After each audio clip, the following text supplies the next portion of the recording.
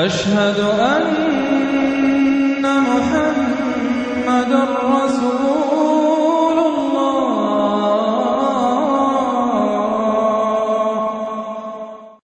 سورۃ الاخلاص قرآن حکیم کی عظیم ترین سورت، جس کو حضور نے فرمایا ثلث قرآن، تہائی قرآن کے مساوی ہے۔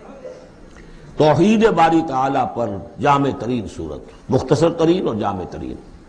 قل هو اللہ احد، کہہ دیجئے وہ اللہ ایک ہے، نہیں تنہا ہے۔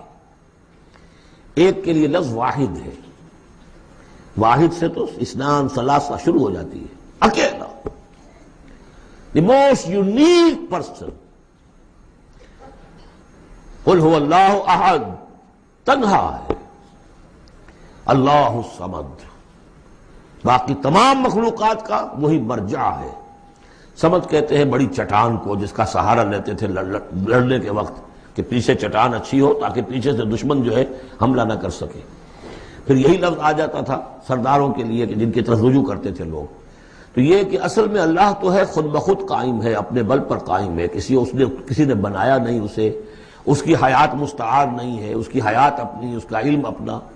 باقی جو بھی کائنات کے اندر مخلوقات ہیں وہ سب اس کی بدولت ہے۔ لا یحیطون بشیء من علمہ الا بما شاء، ان کا وجود بھی اللہ کا عطا کردہ، انہیں حیات بھی مستعار ہے، مانگی ہوئی ہے۔ عمر دراز مانگ کے لائے تھے 4 دن، اور وہ مانگی ہوئی زندگی ہے، جب چاہے گا لے لے گا ہم سے، ہماری زندگی اپنی تو نہیں ہے۔ لیکن یہ کہ باقی تمام مخلوقات کو تھامے ہوئے ہے، اور یہ وہی ربط و تعلق ہے جو میں نے آپ کو بتایا تھا اسم اعظم، جو الحی القیوم، خود زندہ اور باقی سب کو تھامے ہوئے۔ کل کائنات اس کی توجہ کی وجہ سے قائم ہے۔ لم یلد ولم یولد، نہ اس نے جنا اور نہ وہ جنا گیا، نہ اس کے کوئی ماں باپ، نہ اس کی کوئی اولاد، نہ اس کی کوئی جوڑی، مت جورو اور بیوی، مت اتخذ صاحبۃ ولا ولدا، یہ ہم پڑھ چکے ہیں قرآن۔ اس اعتبار سے نفی ہو گئی کہ کچھ لوگوں نے اس کے لیے بیٹیاں تجویز کر دی، فرشتوں کو خدا کی بیٹیاں بنا دیا۔